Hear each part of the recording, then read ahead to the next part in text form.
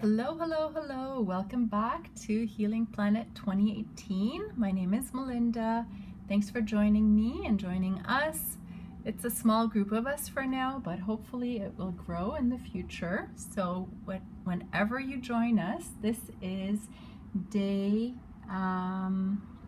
25 of our 40-day meditation through journaling. And it's for Saturday, September the 8th. 2018 if you're doing it in real time, but you can also do this meditation anytime in the future.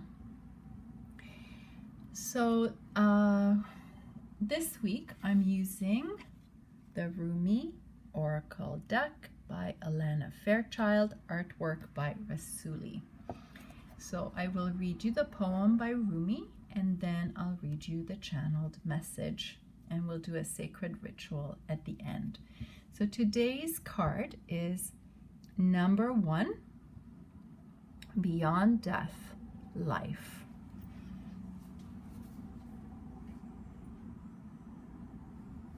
So here's the poem. It's very short. Footprints lead to the shore of the sea. Beyond that point, no trace remains. Rumi. And the messages are: I am calling to you. Can you hear me? Listen. Within your heart, there I speak. My voice rings true. You are urged beyond what has been. The time has come. Lay it to rest now. This ending comes as grace to free you from all that you have known. For what you have known is now too small for your soul. Bear your uncertainty with equanimity. I am certain enough for both of us. Allow me to show you the light that you are, that burns within you, blazing angel of heavenly purity. I will unveil you to yourself, undressing your ego, casting aside its layers, as tender as a lover, with unwavering attention upon the sacred body of light. You shall know yourself in truth, as pure, beyond all experience, untainted, ever innocent, as a pure vessel, stripped bare, ready for the divine revelation, as light, as life, as love. The soul craves variety because it leads to wholeness, and wholeness leads to divine revelation. The purpose of the soul incarnating in this world in the first place is to realize its divinity through the sacred crucible of life. The older the soul, the closer it is to the realization of divine oneness, and the more powerful its determination to shed that which would constrain complete and conscious immersion into the divine presence. So here you are, an old soul at the edge of something you have known, at the cusp of an ending and a beginning. Perhaps you are already in surrender and falling in, or perhaps you are fearful and resisting as you greet your unknown destiny.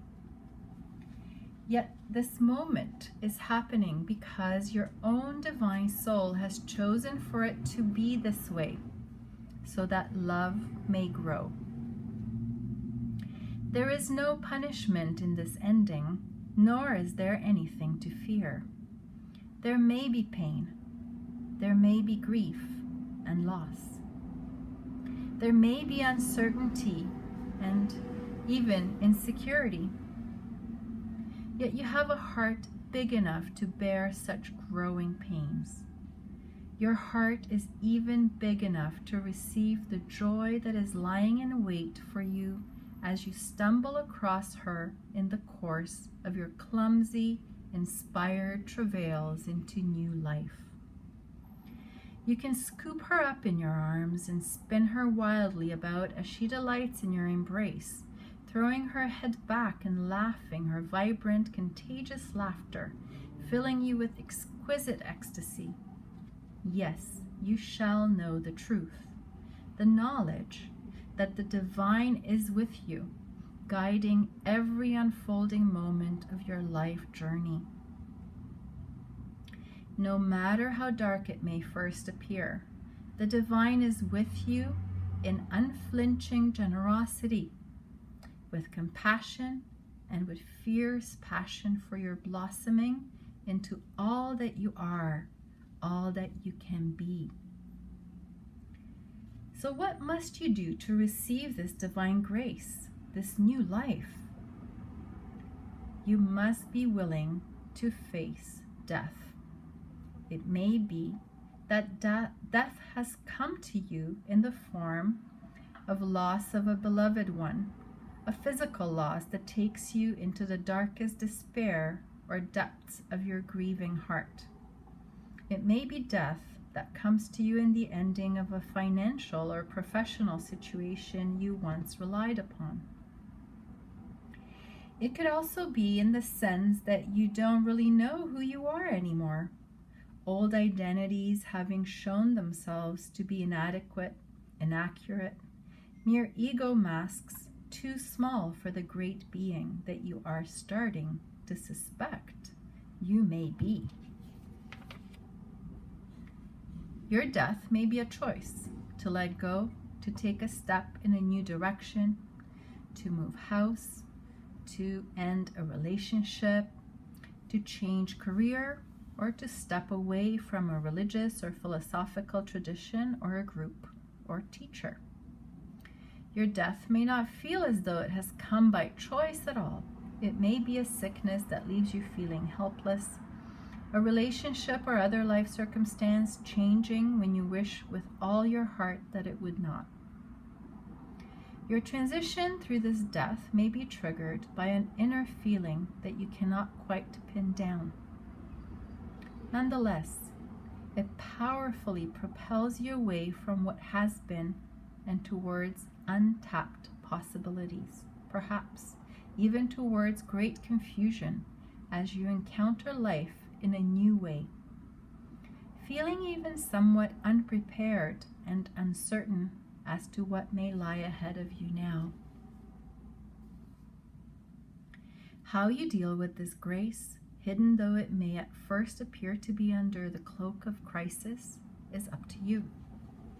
You have enough spiritual intelligence to shift perspective and to choose, if you wish, to rest your inner gaze upon what lies beyond the death.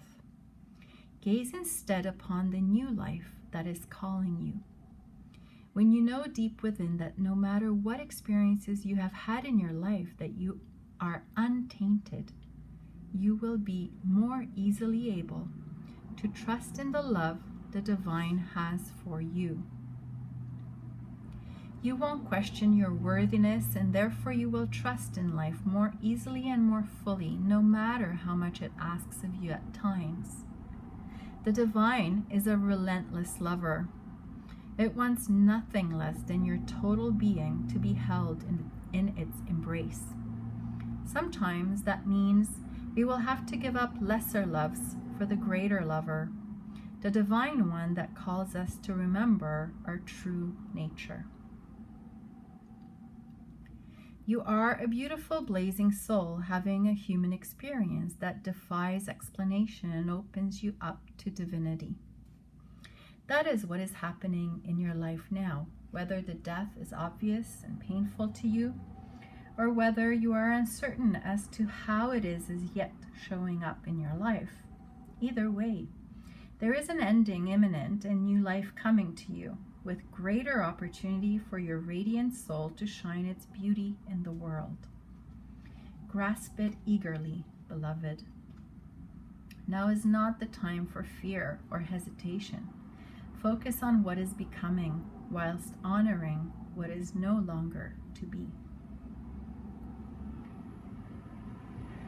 So that was the channeled message by Alana Fairchild, and that was on page 22, which is quite the number, means keep the faith. All right, so here's the sacred honoring ritual. Place your hands on your heart. Say the following aloud.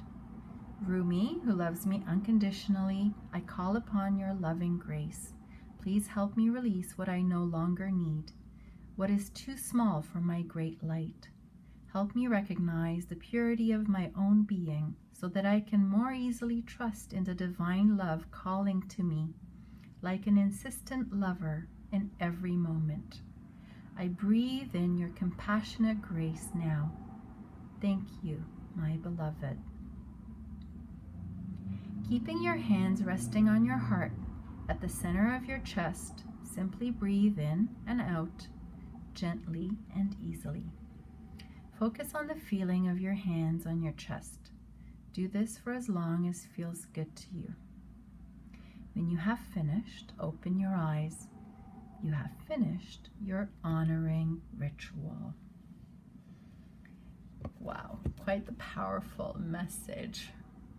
Right, so again, transformation, right? New life, new beginnings.